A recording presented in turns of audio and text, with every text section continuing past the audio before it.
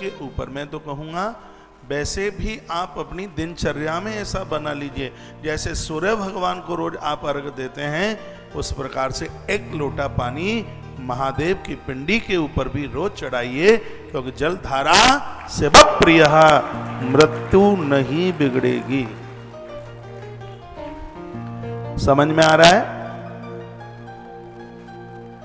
तो देश का बहुत बड़ा अनुष्ठान है ये महाकाल भगवान की धरती पर, और संपूर्ण सुविधाओं के साथ में सब बातें आपके बीच में बोल दी गई हैं।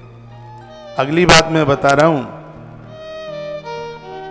यदि किसी को असाध्य रोग है, पैरालाइसिस है, और शरीर को ऐसी कोई दिक्कत है, शरीर का अंग कोई काम नहीं कर रहा, तो जल में कुसा डाल करके, कुस ये दो चीजों में काम करती है, एक असाध्य रोग को और एक मेमोरी ताकत बढ़ा देती है बच्चों के, विद्यार्थियों के लिए। तो ये कुसा बहुत ज्यादा इसका प्रभाव है असाध्य रोग के लिए, पैरालाइसिस जैसी गंभीर बीमारी, पोलिया, बहुत ज्यादा कष्ट है शरीर में, जकड़ने हैं, कष्ट है शरीर में, वेदना है, दर्द है, तो उसके लिए जल में कुसा डालकर भगवान महादेव का अभिषेक करने से इस रोग की निवृत्ति हो जाती है, शांति मिलती है शरीर को, शरीर कष्ट में नहीं होता। नहीं तो बहुत लोग चारपाई से लग जाते हैं, उठा नहीं जाता, बैठा नहीं जाता, बड़ा कष्ट होता है। ये मेरी बात लिख लें आप, मैं बिना प्रमाण को कोई बात करता नहीं हूँ, मेरी बात में गंभीरता होती है, और मुझसे लल्लू पंजुओं वाली बात खिलखिला करके हंस करके बात कह दी, ये सब मुझसे बनता नहीं है, बात में गंभीरता होती है। विद्वान लोग हमें प्रोफेसर लोग सुनते हैं। परसों के दिन वाराणसी के कोई प्रोफेसर साहब कथा को सुन रहे थे, कितनी उन्होंने बड़ाई भी की, और बहुत बड़े संस्कृत के वो विद्वान हैं, उन्होंने हमें आशीर्वाद भी दिया, दोनों चीजें मिली हैं।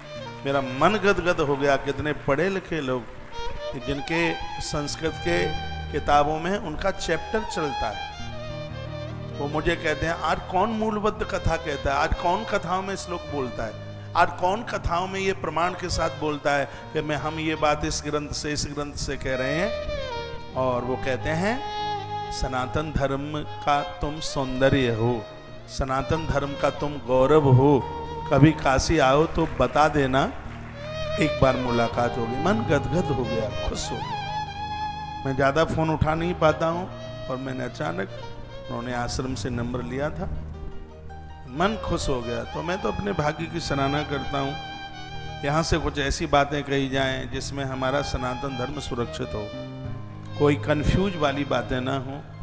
भगवान शंकर का महारुद्राभिषेक किन किन चीज़ों से क्या अपना प्रभाव दिखाता है। 12:58 हो गई हैं। तत्काल तुलसी तपोवन यूट्यूब चैनल पर जो अभिषेक का विज्ञान बताया जा रहा है, इसको जरूर आप पूरा सुनिएगा।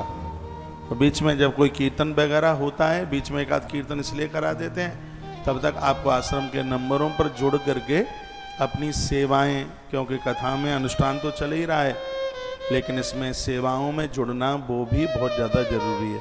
सेवाओं में ना जोड़ोगे तो गौ माता को हरी घास कहाँ से आएगी, उसके लिए चोकर कहाँ से आएगा, ग्वारियों की व्यवस्था कैसे होगी। आज कितने हमारी गौशाला में 87 तो ग्वारियों के, इन जो लेबर वगैरह जो वहाँ काम कर रही है, एक दिन में गया उधर, अभी कुछ ही दिनों की बात है, हाँ कुरुक्षेत्र से लौटा था, तो मैंने पूछा कि आप सबके बच्चे कितने हैं, बोलते हैं महाराज जी 100 में 13 कम है।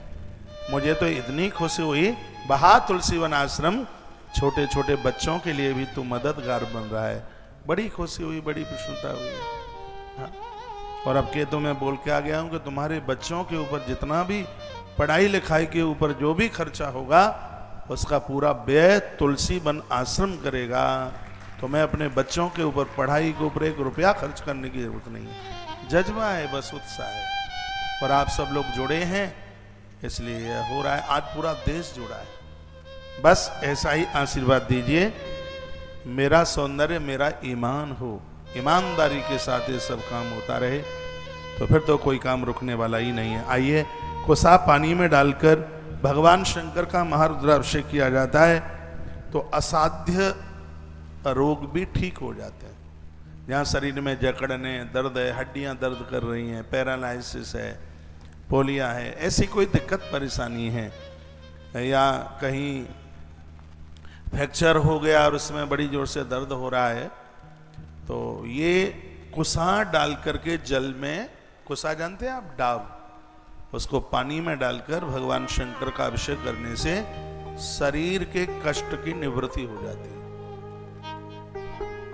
शरीर का दुख, शरीर का दर्द दूर हो जाता है, यह इसका प्रभाव है। और गन्ने के रस से भगवान महादेव का अभिषेक किया जाए तो परदेश में गई दौलत भी वापस आ जाएगी।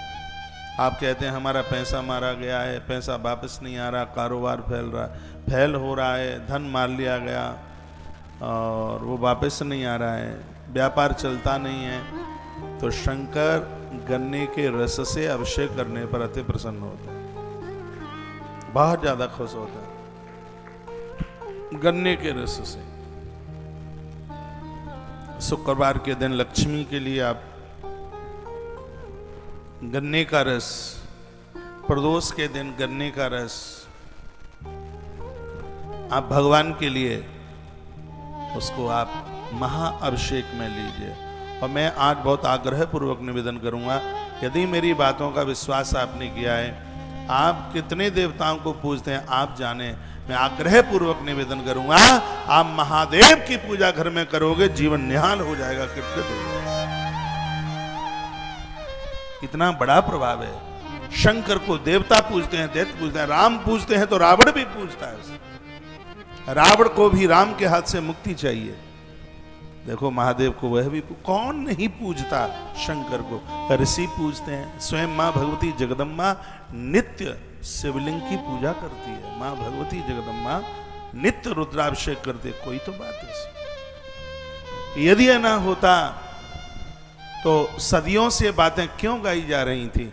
शंकर रेडी हो जाते हैं जब कोई एक बार कह देता है हर हर महादेव, लिंग पुराण में लिखा है, जब कोई हर कहता है तो शंकर दौड़ पड़ते हैं। द्वारा हर कहता है, महादेव उस जीव को कंठ लगा लेते हैं, और हर हर कह करके जब कोई महादेव बोल देता है, भोलेनाथ की आंख में आंसू आ जाते हैं, कहते हैं कि बेटा अब मैं तुझे क्या दूं, मैं तेरा इतना ऋणी हो गया। इसलिए कथा में मैं कितनी बार हर हर महादेव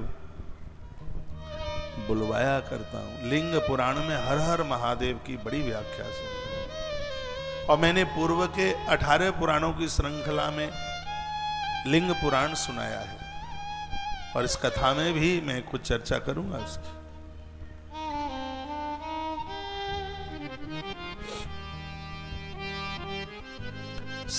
शिव समान दाता नहीं, विपत बिना रनहार, लज्जा मेरी राखियो नंदी के असवार। शिव समान दाता नहीं, इसके समान कोई देने वाला ही नहीं, ऐसा शंकर।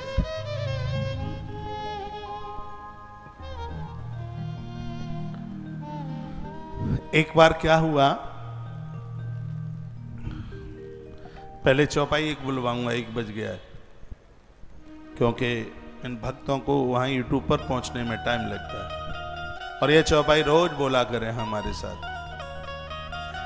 आसो तो से तुम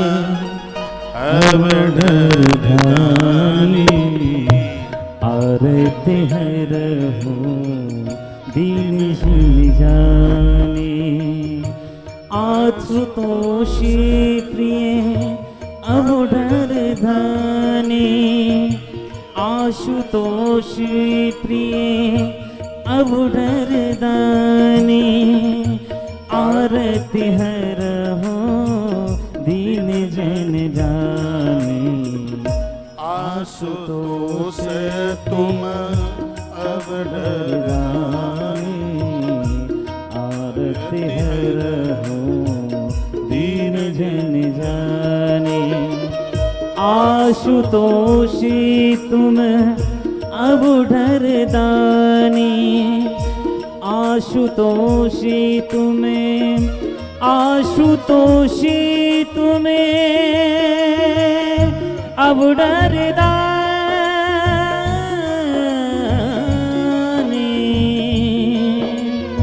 अब डरदानी, अब डरदानी।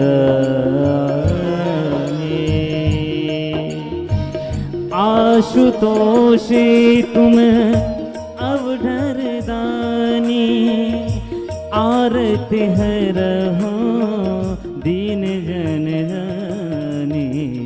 आशुतोष तुम अब डरदानी, आरती है रहो दीन जन जानी। आरती है रहो दीन जन जानी। बोलिए महाकाल भगवान की जय। नमः पार्वती पतये हर हर महादेव। आइए मैं आपको वहीं लेके आ रहा हूँ जहाँ भगवान के महारुद्राभिषेक की चर्चा की जा रही है। सावन का महीना है और एक लोटा पानी शंकर के ऊपर आप भी चढ़ा रहे हैं। तो कुसा पानी में डालकर रात को डाल दीजिए जल में, क्योंकि फिर उसका ज़्यादा उसका रस पानी में मिल जाएगा। कुसा पानी का रंग बदलना चाहिए, पता लगे कि इसमें कुसा पड़ी है। उस जल से आप भगवान को स्नान कराते हैं तो असाध्य बीमारियां ठीक हो जाती हैं। गन्ने के रस से घर की गरीबी समाप्त हो जाती है। परदेश में गया हुआ धन वापस आता है। जो बाजार में पैसा मारा जा रहा है उसकी वसूलियत हो जाती है। गन्ने के रस से भगवान महादेव का महारुद्राभिषेक करने का इतना बड़ा प्रभाव है। शहद से भगवान को स्नान कराया जाए तो घर में पैसा टिकता है। कभी कभी ऐसा होता है घर में बहुत कमाई होती है, सब लोग कमाते हैं, लेकिन पैसा उबड़ खाबड़ सब ऐसे ही खत्म हो जाता है। जिसको जैसे हाथ में लग जाए वो वैसे ही उड़ा देता है और दुरुपयोग हो जाता है, दुर्गुणों के ऊपर खर्च हो जाता है।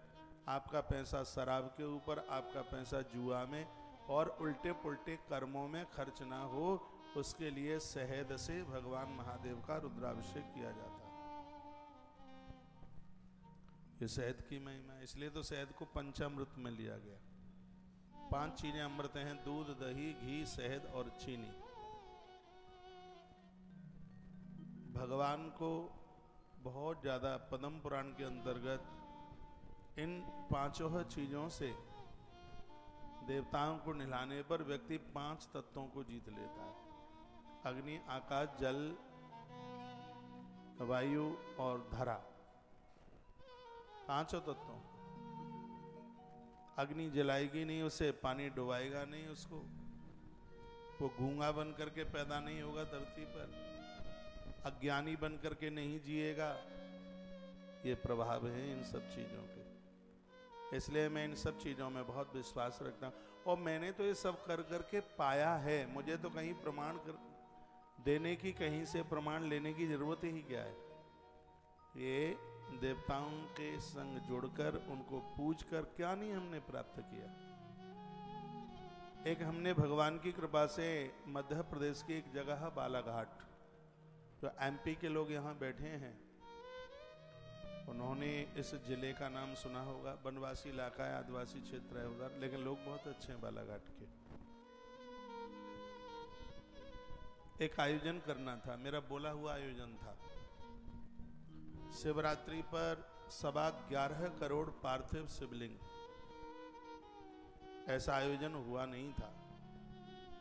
11.25 करोड़ पार्थिव शिवलिंग शिवरात्रि के दिनों में 11 दिन में 11.25 करोड़ शिवलिंग बनाने का संकल्प था। आयोजन इतना बड़ा था, 3 महीने पहले तो हमने उसका भूमि पूजन किया। आयोजन था 10 फरवरी से और हमने भूमि पूजन किया 2 दिसंबर को। इतना बड़ा आयोजन था। आयोजन इतना बड़ा था कि लाख लोगों के लिए पंडाल बनाया। भंडारा इतना बड़ा था, 125 क्विंटल 250 बोरी 50-50 किलो की 250 बोरी चावल की रोजाना लगती थी। 500 से ज्यादा हलवाई थे, 1500 से ज्यादा लोग परोसने वाले थे। पूरे बालाघाट के हर घर को अतिथि भवन बना दिया गया था। इस आयोजन के संयोजक थे भारतीय जनता पार्टी के कृषि मंत्री उस समय श्री गौरीशंकर जी बिसेन, वो इसके संयोजक थे। और इसके प्रमुख यजमान थे महाराष्ट्र गोंदिया, जो बालाघाट से ज़्यादा दूर नहीं है, जगह वो महाराष्ट्र में पड़ती है, श्री कमलेश जी अग्रवाल, माता श्रीमती ज्योति देवी अग्रवाल, यह दोनों इसके प्रमुख यजमान थे। और पूरे क्षेत्र का यह कार्यक्रम था। जिस आयोजन में 125 कुंटल चावल रोज लगता होगा, आटा भी लगता होगा, सब्जी भी लगती होगी, और भी चीजें लगती होंगी। संस्कार टीवी पर इस पूरे कार्यक्रम का 11 दिन का प्रसारण था। शायद उस समय आप हमसे जुड़े हों तो आपने फरवरी 2012 में शायद इस आयोजन का दर्शन किया हो। अब 2 दिसंबर को हमने भगवत कृपा से इसका भूमि पूजन कर दिया। 25 लाख रुपए के थाल फैक्ट्री में बनवाए, जहां से पिंडी बना करके रखनी थी, उसमें 25 लाख रुपए के थाल ऑर्डर दिया दिल्ली फैक्ट्री में, और वो बन करके तैयार हुए। अब सोचा यह जा रहा था कि इतना बड़ा आयोजन है जिसकी कलश यात्रा में ही 25,000 से ज्यादा लोग थे। जो 10 तारीख को इस आयोजन की जो कलश यात्रा निकली थी, इस कलश यात्रा में 25,000 से ज्यादा लोग थे। मुझे बालाघाट क्षेत्र के लोग सुन पा रहे होंगे। मैंने जीवन में भगवत कृपा से बहुत बड़े बड़े आयोजन किए हैं, लेकिन बालाघाट से बड़ा आयोजन अभी तक हो नहीं पाया।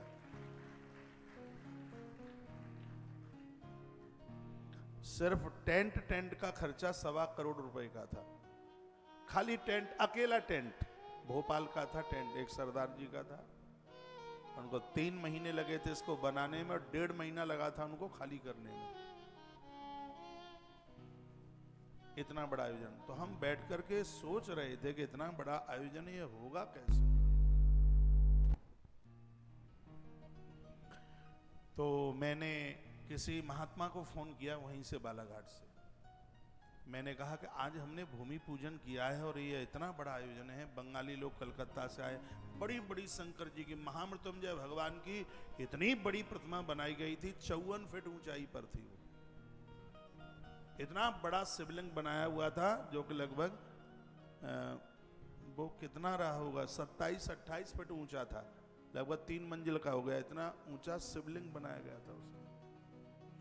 गणेश जी इतने अद्भुत बने। मैंने एक महात्मा जी को मैंने फोन किया वहां से, जो मुझसे सीनियर, मुझसे श्रेष्ठ हैं, ज्यादा जानकारी रखते हैं। मैंने कहा मैं बालाघाट से बोल रहा हूं और आज हमने भूमि पूजन किया है एक आयोजन का आयोजन क्या है। मैंने उन्हें कहा कि 11.25 करोड़ पार्थिव शिवलिंग बनाने हैं, 11 दिन का अनुष्ठान है, यानी 1.25 करोड़ शिवलिंग रोज बनेंगे, तब यह पूरा हो। 1.25 करोड़ शिवलिंग रोज बने तब यह पूरा हो। कलेजा बड़ा मजबूत था। रिस्क मैंने पूरे जीवन में रिस्क ही ली है, रिस्क के अलावा और जीवन में कुछ रहा नहीं। उन्होंने कहा बेटे तुम्हें थोड़ा विचार के करना चाहिए। मैंने कहा गुरुजी बहुत छोटा सा था तब से तो महादेव का अभिषेक कर रहा हूं, तो ये अभिषेक इतने लंबे समय से किए हैं, तो क्या ये महादेव के अनुष्ठान को पूरा नहीं कराएंगे। उन्होंने कहा साबास साबास साबास 3 बार बोले। वो मुझे बोले कि तुम ऐसा करो, एक 9 दिन के लिए अखंड रामायण का पाठ रख दो और इसमें चौपाई लगा दो, संपुट प्रभु की कृपा भयु सब काजू और जन्म हमार सुफलवा आजू। उन्होंने ये बोल दिया। उन्होंने कहा इस चौपाई का तुम संपुट लगा दो और 100% यह कार्यक्रम बहुत बढ़िया से बढ़िया होगा। मैंने कहा तो 9 दिन कब से शुरू करें। वो बोले कि 10 तारीख से तुम्हारा कार्यक्रम है, 1 फरवरी से लेके 9 फरवरी तक 9 दिन का कर दो। मैंने कहा 9 दिन का क्यों, हम ये अखंड पाठ आज से ही शुरू करते हैं। 2 दिसंबर से आनंद फानन में संदीप शास्त्री उस समय होते थे, आचार्य राममोहन शास्त्री जी उस समय गुरुकुल में भारी व्यस्त थे, लास्ट में इनको बुला लिया था और उसी दिन से वो रामायण का अनुष्ठान आरंभ कर दिया। मैंने लोगों की ड्यूटी लगाई 1-1 घंटे की और 2 दिसंबर से लेकर के वो अखंड रामायण हमने 10 फरवरी को पूरा किया, कलश यात्रा से पहले। ये चौपाई के साथ में जो रामायण का पाठ हुआ, इतना अद्भुत आयोजन, कितना करोड़ रुपया खर्च उस आयोजन में हुआ, कहां से आया पता ही नहीं लगा, हल्ला बोल आयोजन हुआ। इन सब चीजों पर मैंने विश्वास करना सीखा है। और शिव पिंडी कितनी बनी सुन लो, एक ही दिन में 3 करोड़ 73 लाख शिव पिंडी अकेले एक ही दिन में शिवरात्रि के दिन बन करके तैयार हुई थी। ऐसा कोई दिन नहीं था जिस दिन 2 करोड़, 2.25 करोड़ शिवलिंग रोज न बनते हों। संकल्प था 11.25 करोड़ का, लेकिन 13.25 करोड़ से ज्यादा 12 करोड़ 83-84 लाख शिवलिंग 11 दिन में बनकर के तैयार हुए। संकल्प पूरा हुआ। 12 करोड़ 83-84 लाख था। इतनी भीड़, इतनी पब्लिक, जितना कथा में उतना ही भोजन में, उतना ही निर्माण में, उतना ही बालाघाट भ्रमण में, उतना ही रासलीला में, पता नहीं क्या क्या कार्यक्रम चल रहा था। तो ये मैं आपको निवेदन करना चाहूंगा, जब से अनुष्ठान हुआ है तब से मुझे पीछे मुड़कर देखने की जरूरत नहीं पड़ी। मुझे 13 करोड़ पार्थिव शिवलिंग का मुझे आशीर्वाद मिला है, उनकी बहुत बड़ी कृपा मिली। मैं बहुत बड़ा विश्वास रखता हूं इसमें, और ये सगरी बातें बनावटी नहीं है। कोई तो बात होगी कि राम रामेश्वर को पूजते हैं, कृष्ण का पूरा खानदान गोपेश्वर की पूजा करता है। कोई तो बात होगी माता अहिल्याबाई अंतिम श्वास तक महादेव महादेव कह के दुनिया छोड़ के जाती है, तो कोई तो बात होगी। आप मेरी बहुत बात मानते हैं, यह भी मान लीजिए स्नान के बाद 1 लोटा पानी महादेव के ऊपर रोज चढ़ाइए, ये हर समस्या का समाधान हो जाए। घर में रौनक होगी, घर में बहुत ठीक होगा, बहुत बढ़िया होगा, अंत सुधर जाएगा। आइए मैं कुछ अभिषेक संबंधी बातें आपसे कर रहा हूं। शहद से भगवान शिव को अभिषेक करने से पैसा टिकता है, गलत जगह पर धन खर्च नहीं होता। अगली बार पूरा महीना रामेश्वरम में निकलेगा, अभी से तैयारी करना, और वहां पार्थिव शिवलिंग बनेंगे। काफी बड़ा आयोजन होगा और आप सबको आना ही होगा। 1 साल पहले से न्योता दे दिया। बिल्कुल सागर की बालू और मिट्टी मिला करके जो पिंडिया माता जानकी ने बनाई थी लंका से लौटकर, जब लंका से लौट के आए तो सीता माई ने पार्थिव मिट्टी के शिवलिंग बनाए।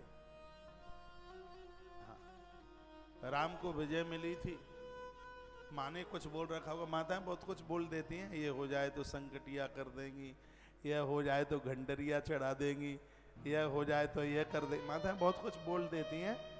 तो अशोक वाटिका में विजय के लिए इस माता ने भी पार्थिव शिवलिंग पूजा बोल रखी थी। तो माता ने वहां आकर के अपने उस बोले गए संकल्प की पूर्ति की। रामेश्वरम में वो पिंडी आज भी है। तो शिव पूजा का तो बड़ा प्रभाव है अपने आप में। ये बात ध्यान में रहेगी क्या? शहद से भगवान शिव का अभिषेक करने से धन का दुरुपयोग नहीं होता। गुंडों को, डकैतों को चौथ नहीं देनी पड़ती,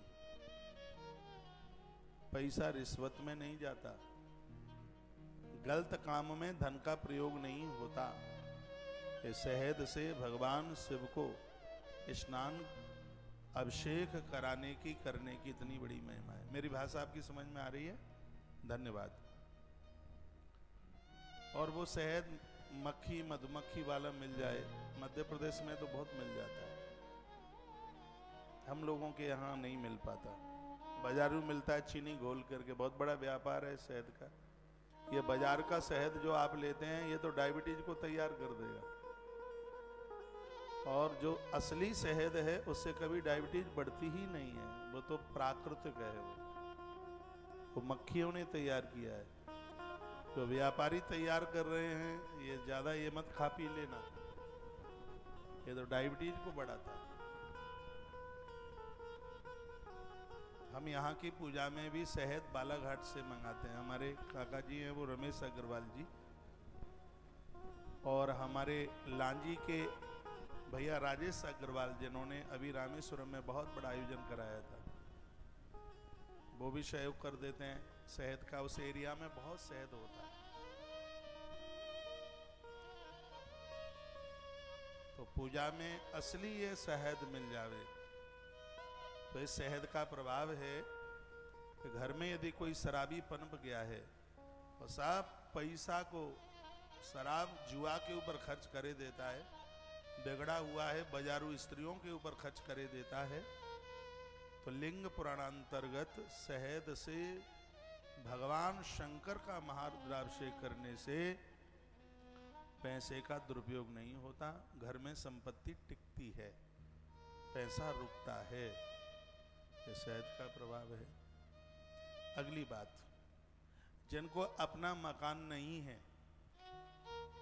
अपना भवन नहीं है, किराए से रह रहे हैं, दुकान भी अपनी नहीं है, मकान भी अपना नहीं है, बन नहीं रहा है, प्लॉट भी नहीं लिया जा रहा, और तैयारी में कोशिश में लगे हुए हैं, दही से भगवान महादेव का अभिषेक करने से अपना मकान बहुत जल्दी बन जाता है। अब ऐसा तो है नहीं कि आपने दही से अभिषेक कर दिया तो भोलेनाथ बनाने को आ रहे हैं, चल बेटा तेरे लिए मकान बनाने को आ गया हूँ। हाँ, दही से स्नान कराओगे तो धन आने के रास्ते खुल जाएंगे और मकान बनाने का तुम्हारा मूड बन जाएगा। ये शंकर कृपा करके। मैं दही से भगवान को बहुत निलाता हूँ, क्योंकि हमें निर्माण की इस समय ज्यादा जरूरत पड़ रही है। मैं दही से चूकता नहीं, जब तक ये बच्चे व्यवस्था कर नहीं देते तब तक मैं इंतजार करता रहता हूँ कि दही चाहिए।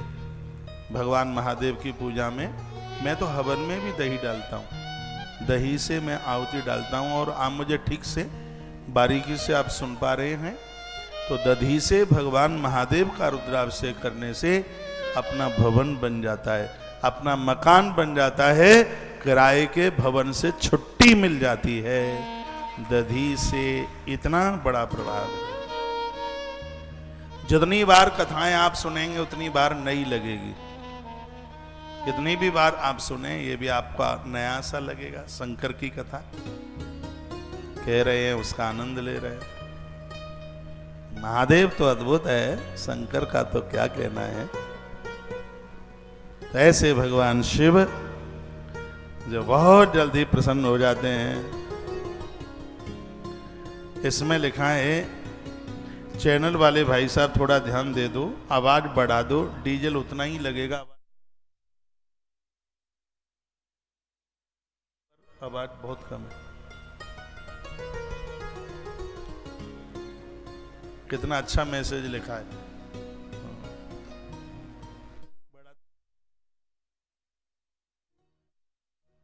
कभी मोबाइल कान में।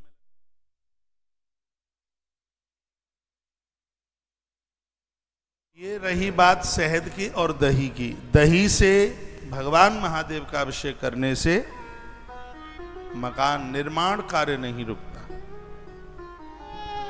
निर्माण में अवरोधकता नहीं आएगी। नहीं तो कभी कभी पैसा होने के बाद भी मकान बनता नहीं है, सरकार आके रोक लगा दे, कहीं कोई ऐसी कागज पत्रों में दिक्कत आ जाए और अधूरा काम रह जाए, छूट जाए। तो शंकर वाह महादेव भोलेनाथ क्या तेरी कृपा है, सोफे पर क्या भगत आराम से सो रहे हैं, जय हुआ। हा, कहीं मुझे भी ऐसे सोने को मौका मिल जाता क्या देखो, जगाओ ये सोफा भी रो रहा होगा। कथा सुनो, कथा। मैंने कभी बोला था आपको, कथा में सोने वाले लोग बनते हैं सांप। बोला था मैंने कभी, जो कथा में बैठकर सोते हैं वो बनते हैं सांप, और सोने वाले को जो देखते रहते हैं, जगाते नहीं है, वो बनते हैं सपेरा। हल्की सी कोहनी लगाओ और कहो भाई साहब तुम तो सांप बनने वाले हो, लेकिन हमें सपेरा तो न बनाइए। बालन की और आवाज बोलो, बोलो बांके बिहारी लाल की, हनुमान जी महाराज की जय। हर हर महादेव।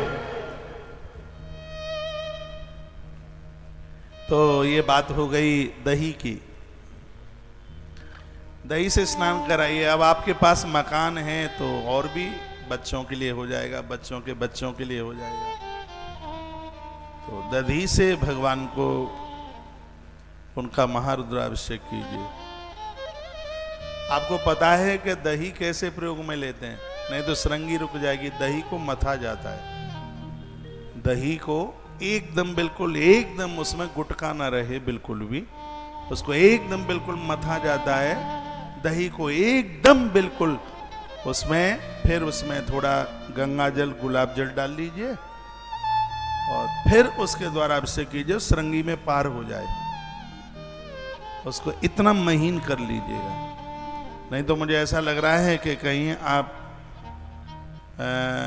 ये तो नहीं समझ गए हैं कि बस वो जैसे चीनी चढ़ाई जाती है बस वैसे ही दही चढ़ा दो। नहीं, अभिषेक होता है पूरा घंटा डेढ़ घंटे का। जैसे दूध से अभिषेक होता है ऐसे ही दही से अभिषेक होता है, और ऐसे ही शहद से अभिषेक होता है। श्रृंगी में ना निकले तो लोटे में छेद कर दो। पूरी धार चलती है जब तक रुद्राष्टाध्यायी के 8वें अध्याय पूरे होते हैं तब तक। इसको कहते हैं अभिषेक, उसको कहते हैं स्नान। तो शंकर के अभिषेक की बहुत बड़ी महिमा है। एक बात मैं और आपको बोलूंगा, जो आप देवताओं को नहलाते हैं, आप जल से नहलाते हैं, उससे 100 गुना ज्यादा गंगा जल का प्रभाव है। गंगा जल से नहलाते हैं, उससे 100 गुना ज्यादा दूध का प्रभाव है। आप दूध से नहलाते हैं, उससे 100 गुना ज्यादा दही का प्रभाव है। आप दही से नहलाते हैं, उससे 100 गुना ज्यादा प्रभाव घृत का है, घी का। आप घी से नहलाते हैं, उससे 100 गुना ज्यादा प्रभाव है शहद का। आप शहद से स्नान कराते हैं, उससे 100 गुना ज्यादा प्रभाव है खांड। खांड जानते हैं? वो चीनी आती है कि दूसरे तरह की बूरे टाइप की, और आप उससे नहलाते हैं। फिर पांचों चीजों को मिला करके भगवान को नहलाते हैं, उसका प्रभाव उससे 1000 गुना ज्यादा है। पंचामृत लास्ट में पांचों चीज मिला के भगवान को चढ़ाया जाता है। और उसके तत्पश्चात फिर एक बार जल से नहलाने के बाद एक कटोरी में आप गंध और चंदन दोनों चीजों को मिला लीजिए। इतना कपूर का टुकड़ा डाल दीजिए, उसको घोर लीजिए। फिर उससे आप भगवान को नहलाते हैं। तो जितना अंतर 1 और 10,000 में है, उतना ही अंतर और चीजों से और गंधोदक स्नान को कराने से उतना ही अंतर है उसमें। इसलिए आप कभी मेरे पास नजदीक बैठे, इन बच्चों को पता है कि मैं गंधोदक स्नान से देवताओं को जरूर नहलाता हूं। एक कटोरी में मैं चंदन, ये नहीं कि सब आपको ही बताने के लिए, सब मैं फॉलो करता हूं, ये सब मैं करता हूं इसको। कल हम यहाँ अभिषेक कर रहे थे, मेरी एक एक निगाह बारीकी से होती है। आचार्य जी ने ये सब अभिषेक करा दिया, पंचामृत से भी नहला दिया, कपड़ा मेरे हाथ में दे दिया पहुंचने के लिए। मुकुंद ने कहा ये गंधोदक स्नान से तो करा दो स्नान, और उसने अपने हाथ से कटोरी उठा करके पकड़ाई। तो इन बच्चों को पता है, सुनते हैं। गंधोदक की इतनी बड़ी महिमा है अपने आप में। इसको कहते हैं करोद्वर्त स्नान। जैसे पंचामृत स्नान है, यह करोद्वर्त स्नान है, यह इसकी बहुत बड़ी महिमा है। तो इस समय जो अभिषेक विज्ञान आप सुन रहे हैं, महारुद्राभिषेक की बातें सुन रहे हैं, बड़ी गहराई को छूती हुई बातें हैं, और यही कार्य हमारे जीवन का, हमारी जिंदगी का परिवर्तन कर देंगे। तो मैंने आपको ये दही से भगवान को महाअभिषेक करने की बात कही है, जो कि अपने मकान दुकान, अपने महल निर्माण के लिए अब जो भी, और मैं उनको ज़रूर कहूँगा जो बिल्डिंग बनाने का काम करते हैं, निर्माण का जो काम करते हैं, ठेके लेते हैं, प्राइवेट लेते हैं, सरकारी लेते हैं, उनको क्या बोलते हैं? बिल्डर कहते हैं? क्या कहते हैं? बिल्डर बोलते हैं? क्या बोलते हैं जो मकान बनाते हैं? हाँ, कॉन्ट्रैक्टर तो वो रोड बनाने वाला भी हो सकता है। जो मकान बनाते हैं बड़े बड़े, उनको क्या बोलते हैं? अरे बिल्डर कहते हैं। जो फ्लैट बना बना के बेचते हैं, क्या बोलते हैं? बिल्डर बोलते हैं ना। तो यही तो पूछ रहा हूं मैं आपको। तो जिनका कुछ ऐसा व्यापार है और वो इस लाइन में व्यापार करते हैं, जिनके द्वारा निर्माण कार्य चल रहे हैं, उन लोगों के लिए बहुत अच्छी बात है, वरदान है, समझ लीजिए उनके लिए। वह भगवान शंकर का जो महारुद्राभिषेक है वो दधी के साथ में, दही से करें। उनको कार्य में मुनाफा होगा, नुकसान नहीं होगा, फायदा होगा, अच्छी चीज लोगों को बना करके देंगे। तो निर्माण कार्य नहीं रुकता। मैं तो कहूँगा आप भी अपना मकान बना रहे हैं और ये बराबर ठीक से बन जाए, अच्छा सा बन जाए, उसके लिए दधी से आप भगवान शंकर का, भगवान शिव का महाअभिषेक कीजिए। मेरी भाषा आपकी समझ में आ रही है? धन्यवाद। उसके तत्पश्चात है जो गौ दुग्ध से, गौ माता के दूध से भगवान शिव का, शंकर का अभिषेक करते हैं। इससे वंश वृद्धि बढ़ती है, बेल बढ़ती है, वंश। ये दो चीजें ऐसी हैं वंश वृद्धि के लिए, एक है दूध और एक है भस्म। शंकर जी के ऊपर भस्म चढ़ाने की भी बहुत बड़ी महिमा है। महादेव के ऊपर दूध और एक है भस्म। भस्म के द्वारा परिवार की वृद्धि होती है, परिवार टूटता नहीं है। उस घर में स्त्रियां बांझ नहीं रहती जिस घर में महादेव को भस्म चढ़ाई जाती है। भस्म की इतनी, कंडा जला लीजिए, उपला जला लीजिए, हवन यज्ञ की राख तैयार कर लीजिए। मैं आजकल में भस्म की महिमा मैं आपको, शिव पुराण में वर्णन है, मैं आपको बताऊंगा। आपने भगवान गोरखनाथ जी का नाम सुना होगा, सुना है गोरखनाथ जी का नाम? इनका जन्म ही भस्म से हुआ। आपके पास टाइम हो तो मैं 2 मिनट में कथा सुना दूं इनके जन्म की। गोरखनाथ जी भगवान का प्राकट्य किस प्रकार से हुआ। मच्छंदर नाथ बहुत अच्छे महात्मा हुए थे, अच्छे सन्यासी थे, उस युग के बहुत बढ़िया थे। मच्छंदर नाथ ने बहुत तप किया, भगवान शंकर की साधना सिद्ध हो गई। भोलेनाथ उनके सामने आके प्रकट हो गए। भोलेनाथ सामने आके प्रकट हुए। उन्होंने षडाक्षर मंत्र का जप बहुत लंबे समय तक किया था, ओम नमः शिवाय। और वो प्रकट हो गए, भगवान शंकर प्रकट हो गए। और भगवान भोलेनाथ ने कहा वरदान मांगिए। मच्छंदर नाथ चरणों में गिर पड़े, कहा भगवान आपका दर्शन हो गया, अब कुछ नहीं चाहता। भगवान ने कहा कि मेरा दर्शन तो कुछ मांगने को होता है, मम दर्शन फल परम अनुपा। हमारा जो दर्शन है वो कुछ तो देता है भक्त को, मांग ले। जो भगत है वो तो कुछ मांगता ही नहीं है। मच्छंद्र नाथ ने कहा मुझे काय की जरूरत है, मुझे पता ही नहीं है, मुझे क्या चाहिए मुझे यही नहीं पता। तो भगवान शंकर ने कहा तुम्हारे माध्यम से मेरी एक संप्रदाय तैयार होगी, लोग उसको नाथ संप्रदाय के नाम से जानेंगे। शंकर बोले कहा तुम 9 महात्मा होगे और तुम 9 महात्माओं के द्वारा इस संप्रदाय को बहुत आगे बढ़ाया जाएगा और मेरी विभूति का तुम प्रचार करो। मेरी विभूति जिस किसी बांझ नारी को भी तुम दे दोगे, यह मेरा वरदान है मच्छंदर, उस विभूति के द्वारा संतान का जन्म हो जाएगा। भगवान शंकर बोले। भोलेनाथ ऐसा कहकर के प्रकट हो गए, अंतर्ध्यान हो गए। मच्छंदर नाथ कभी चूल्हा तो सुलगाते नहीं थे। सुनिए, भिक्षा मांग करके काम चलता था। नाथ संप्रदाय बड़ी अच्छी संप्रदाय। हमारे यूपी के बाबा महात्मा योगी इसी संप्रदाय के महापुरुष हैं। वो आनंद की बात यह है कि हमारा जो सन्यास परंपरा है या बैरागी लोग हैं, ये परम सनातनी है। इनके द्वारा सनातन बड़ा मजबूत है, गढ़ा हुआ है, नहीं तो बड़ी मुश्किलें हो जाती। हमारे जितने नागा महात्मा है, नागा साधु हैं, वो सब सनातनी है, वो जिनसे धर्म बड़ा मजबूत है। तो ये महात्मा मच्छंद्र नाथ ने देश भ्रमण किया। एक दरवाजे पर जो मिल जाता था उससे ये गुजारा कर लेते थे। एक दिन की बात थी, एक किसी दरवाजे पर जाके आवाज लगाई, अलाप निरंजन, आवाज लगाई। अंदर से एक देवी एक थाल भर करके खाने पीने की सामग्री सामान लेकर के आई। वो दे रही थी, लेकिन उसके चेहरे पर कुछ उदासी थी। महात्मा मच्छंद्र ने कहा, बेटी, देते समय जिसके चेहरे पर उदासी हो उसके हाथ का कुछ लेना नहीं चाहिए, इसलिए हमें तुम्हारे घर की भिक्षा नहीं चाहिए। तुम्हारे चेहरे पर उदासी है।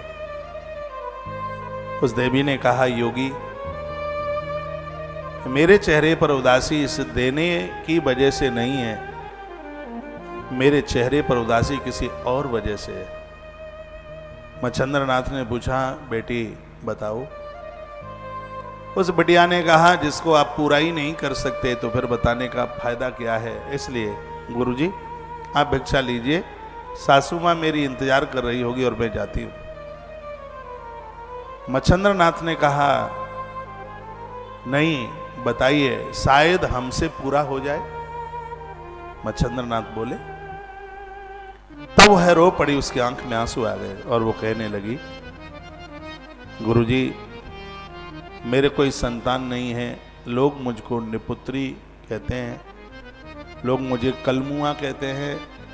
कभी कभी तो लगता है कि मैं मर जाऊं। कभी मैं रिश्तेदारी में जाती हूं तो मेरा बड़ा अपमान होता है। मेरे कोई संतान नहीं। गुरु गोरखनाथ जी के ऊपर एक फिल्म बनी थी बहुत टाइम पहले, और उसमें एक भजन गाया गया था, 2-3 पंक्तियां, थोड़ा गुनगुनाएंगे, अच्छा लगेगा गाने में। वो है, देवी महात्मा मच्छंद्र नाथ इस योगी से प्रार्थना करती है और क्या कहती है, स्वर दें, सुनने में अच्छा लगेगा, बढ़िया लगेगा, सुनिए। और भगवान महादेव से जुड़ी हुई यह कथा है, इसलिए कथा और आनंद ज्यादा देगी। स्वर दो।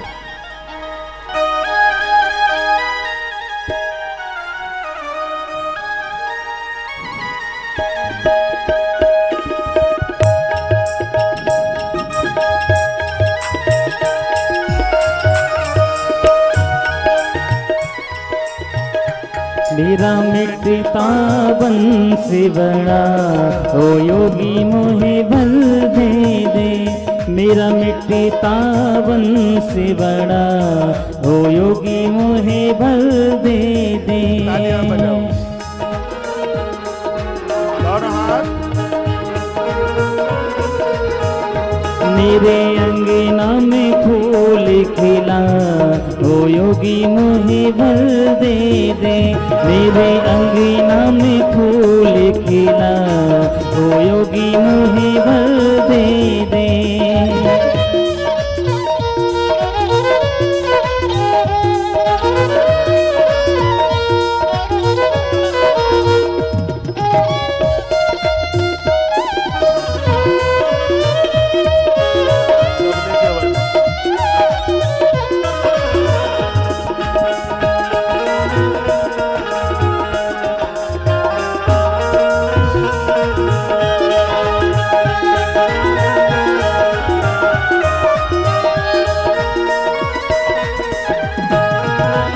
माँ बनना नारी का सपना, माँ बनना नारी का सपना, माँ बनना नारी का सपना, सपना पूर्ण हो कब अपना, सपना पूर्ण हो कब अपना।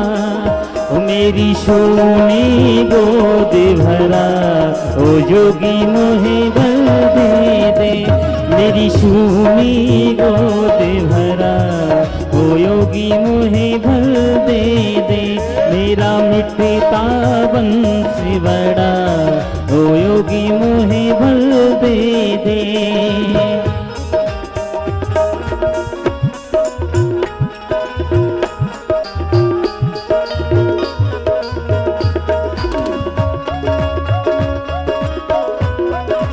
हरि बोल।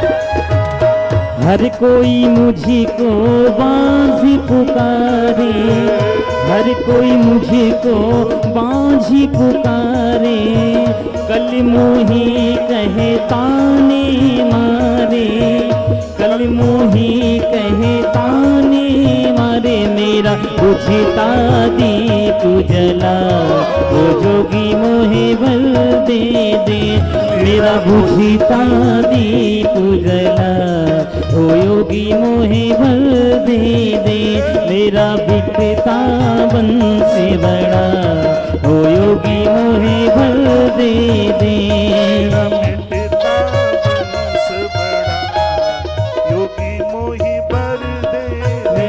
मेरे अंगना फूल खिला, ओ योगी मोहे बल दे दे।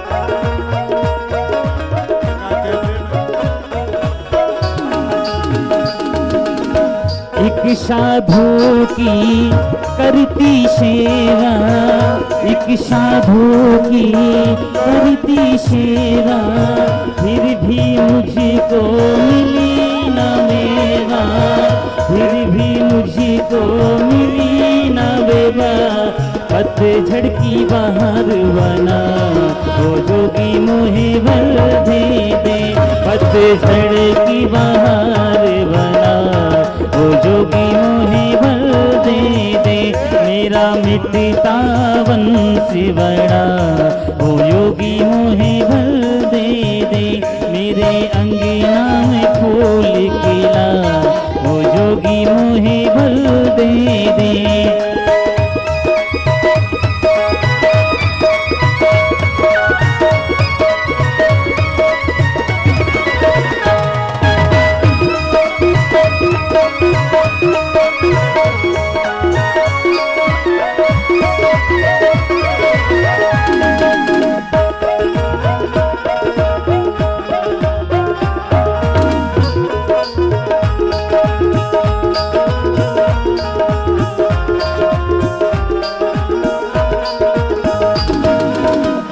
माँ बनना नारी का सपना, सपना पूर्ण हो कब अपना, माँ बनना नारी का सपना, सपना पूर्ण हो कब अपना, मेरी सोनी गोद भरा, ओ योगी मोहे बल दे दे, मेरी सोनी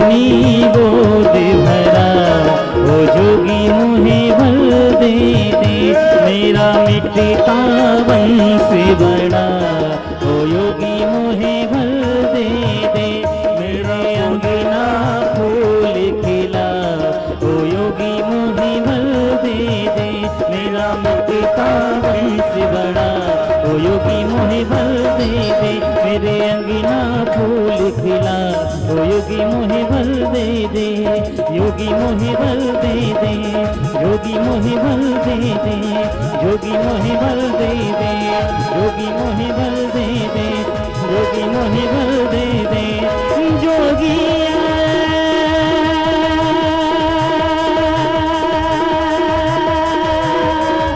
जोगी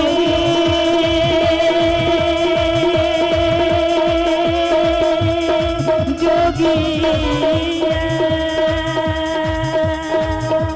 जोगिया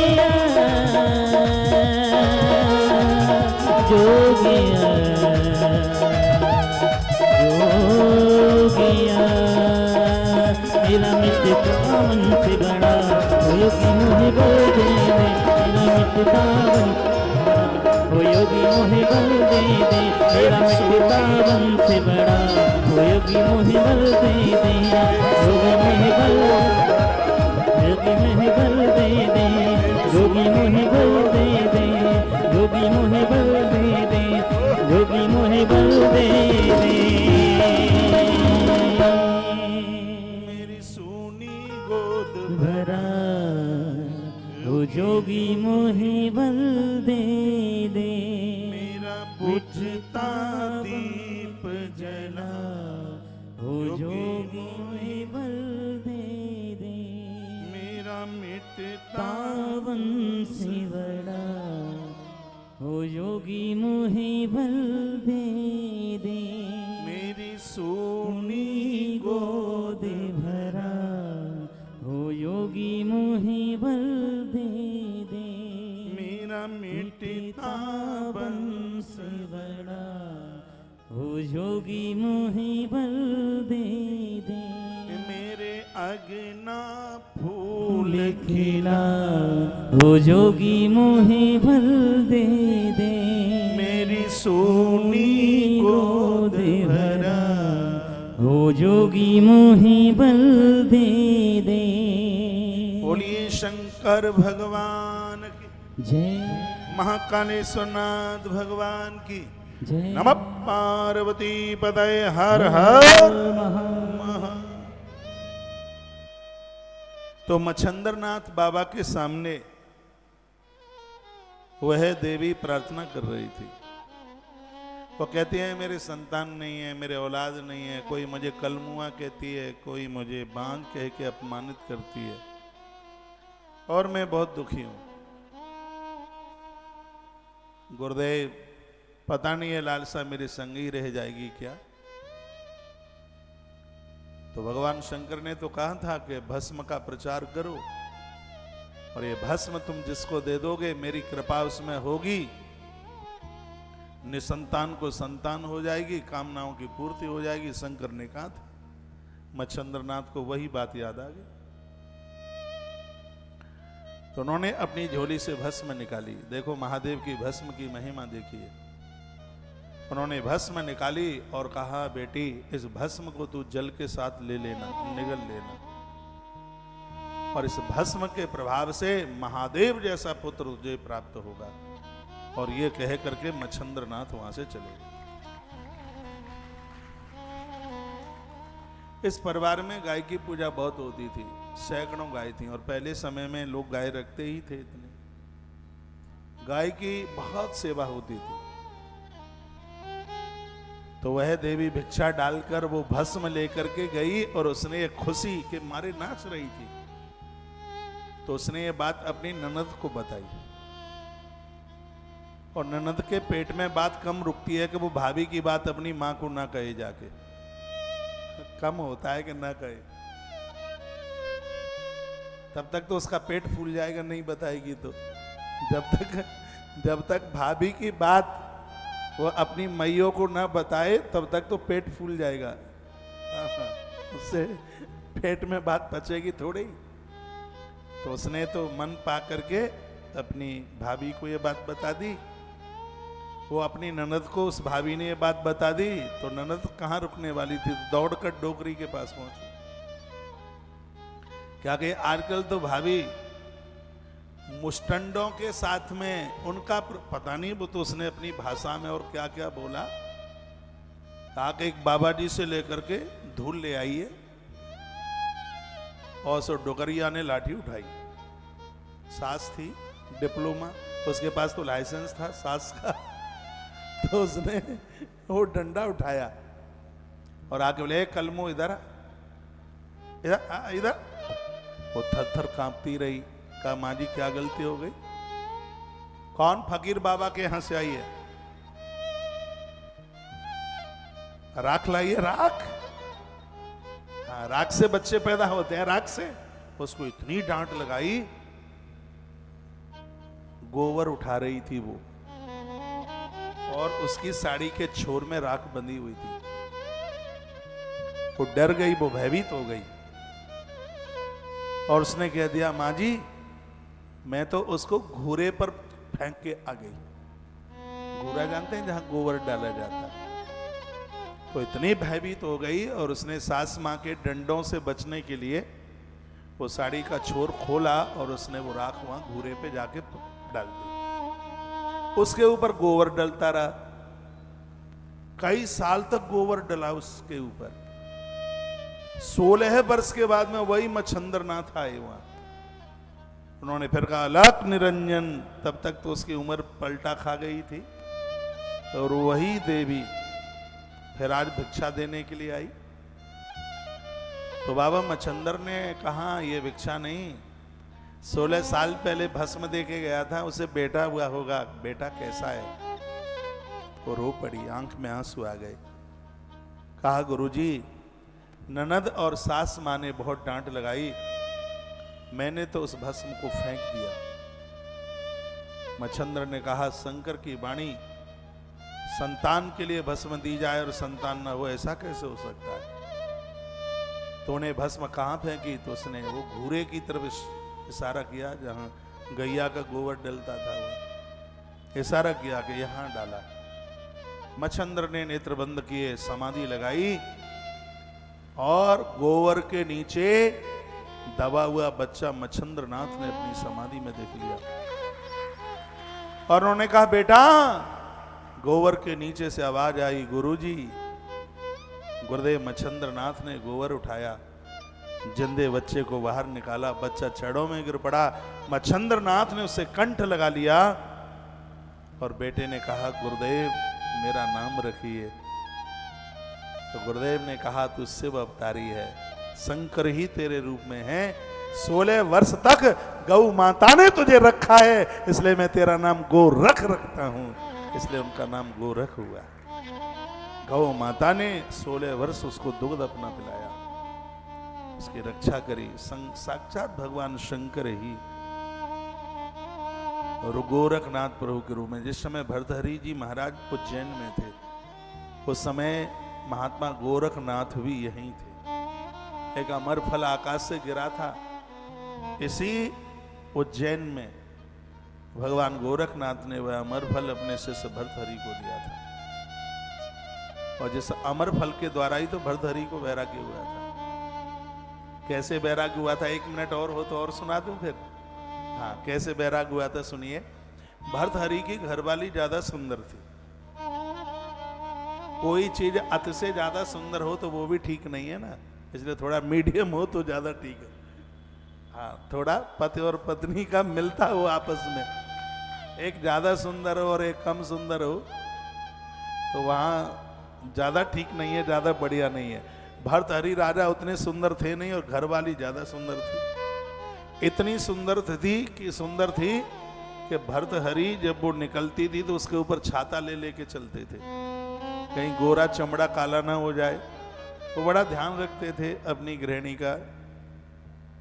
तो एक दिन की बात, गुरुदेव को लगा कि ये तो ऐसा भोगों में डूब गया है, इसका कल्याण कैसे होगा। इसको मैं सीधे बोलूं कि पत्नी से इतना प्रेम मत किया कर, तो ये मानने वाला नहीं है, क्या करें। गुरुजी ने चिंता जताई, और गुरु लोग शिष्यों के लिए बड़े चिंतित होते हैं। एक दिन की बात थी, वो अपनी आराधना साधना पूजा में बैठे थे, आकाश में से एक फल आके गिरा और गुरुजी ने उठाया और कहा, अरे जिसके पास में फल होगा वो बूढ़ा नहीं होगा, उसके राज्य में अकाल दुकाल नहीं पड़ेगा, उसको रोग नहीं घेरेंगे। तो गोरखनाथ जी ने कहा, बहुत बड़ी प्रजा का राजा है मेरा शिष्य भर्तहरि, विक्रमादित्य का राज भर्तहरि के बाद आया है, तो क्यों नहीं ये मैं अपने शिष्य को अमर फल दे दूं। तो गुरुजी आए, भर्तहरि यहीं रहते थे उस समय उज्जैन में, तो उनको वो अमर फल दिया, पूरी बात बताई, कहा बेटा ये फल जब तक रहेगा तब तक आदमी बूढ़ा नहीं होगा, रोग नहीं घेरेंगे, अकाल दुकाल नहीं पड़ेंगे, ये इसकी विशेषता है, युवा अवस्था बनी रहेगी। ये कह करके गुरुजी चले गए, गोरखनाथ जी ये कह के चले गए। अब भर्तहरि को लगा कि मेरी पत्नी बहुत सुंदर है, क्यों ना ये फल घरवाली को दे दूं सो वो कभी बूढ़ी ना हो। उनके मन में ऐसी बात आई, तो वो अपनी पत्नी के युवा अवस्था की चिंता करते हुए उन्होंने वह फल अपनी घरवाली को दे दिया। राजा ने, भर्तहरि ने अपनी घरवाली को दे दिया और पूरी बात बताई कि जब तक ये फल रहेगा तब तक कोई बूढ़ा नहीं होगा, युवा अवस्था बनी रहेगी। तो ये कह करके भर्तहरि चले आए अपनी राजगद्दी की तरफ। अब उनकी घरवाली ने सोचा कि इस फल की इतनी बड़ी महिमा है, तो राजा का सेनापति मुझसे बड़ा प्रेम करता है, क्यों ना ये फल मैं उसे दे दूं तो वो कभी बूढ़ा ना हो। हाँ, तो वो उसे प्रेम करती थी, सेनापति को। तो सेनापति आया, उसने ये फल उसे दे दिया। आप बोर तो नहीं हो रहे हैं, तो मैं गैर बदल दूंगा कथा का। तो उसने वो फल, ये बात इसलिए कही जा रही है, संसार में जब ये लगता है कि हम उसे बहुत प्रेम कर रहे हैं तो वो भी हमें कर रहा होगा। नहीं महाराज, ये दुरंगा है संसार, ये दिखने में कुछ और लगता है, परखने में कुछ और लगता है। राजा भर्तहरि अपनी घरवाली को प्रेम करता है, लेकिन घरवाली नहीं करती, वो सेनापति से प्रेम करती है। सेनापति आया और उसने वह फल उसे दे दिया, उसे कह दिया ये संभाल के रखना, तुम बूढ़े नहीं होंगे कभी। वो बड़ा मुस्कुरा करके खुश होकर के ले गया फल। अब वो सोचने लगा कि नगर की वेश्या मुझसे बहुत प्रेम करती है, क्यों नहीं ये फल मैं उस वेश्या को दे दूं। देखो ढोल में पोल देखो, ये तो सोच रही है राजा की रानी के सेनापति हमें प्रेम करता है, लेकिन वो नगर की गड़का को, वेश्या को प्रेम करता है। वो सोचने लगा क्यों ना ये फल मैं उस वेश्या को दे दूं सो वो कभी बूढ़ी ना हो, क्योंकि बुढ़ापे से तो सब डर रहे हैं, सबको भय लग रहा है वृद्धावस्था से। तो उसने वह फल ले जाकर उस नगर की वेश्या को, गड़का को दे दिया। अब वेश्या के हाथ में आया फल और वो कह दिया कि जब तक ये रहेगा तब तक कोई बूढ़ा नहीं होगा, बीमारी नहीं होगी, राज्य में कहीं अकाल दुकाल नहीं पड़ेंगे। तो वो गड़का मन में सोचने लगी, इतना बढ़िया फल है और इसकी इतनी विशेषता है, तो क्यों नहीं ये फल हम अपने अन्नदाता राजा भर्तहरि को दे दें, जिससे प्रजा का पालन चलता रहे। और उस गड़का ने वह फल राजा भर्तहरि को दिया। भर्तहरि ने देखा कि ये फल वही है जो मेरे गुरुजी गोरखनाथ जी ने दिया, लेकिन ये फल तो मैंने अपनी पत्नी को दिया था, ये इसके पास कैसे आया। उस गड़का को पूछा कि फल तेरे पास कैसे आया। उसने कहा, राजा साहब बुरा ना मानिएगा, तुम्हारे सेनापति से मेरे देह का संबंध है, वह मेरे बिना रह नहीं पाता और वह मेरे पास यह फल लेकर के आया। उसने कहा कि इस फल के द्वारा बुढ़ापा नहीं आएगा, वृद्धावस्था नहीं आएगी, रोग नहीं घेरेंगे।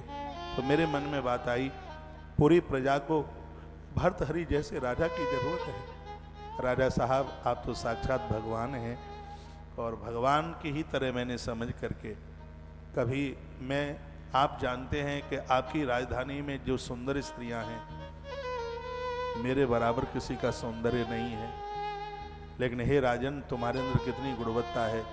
तुमने हमेशा हमें अपनी बेटी के रूप में देखा, बहन के रूप में देखा, हर नारी को तुमने माँ के रूप में देखा। तो भगवान का यही तो काम होता है। यही बात मेरे मन में आई, तो फल मैंने तुम्हें ला करके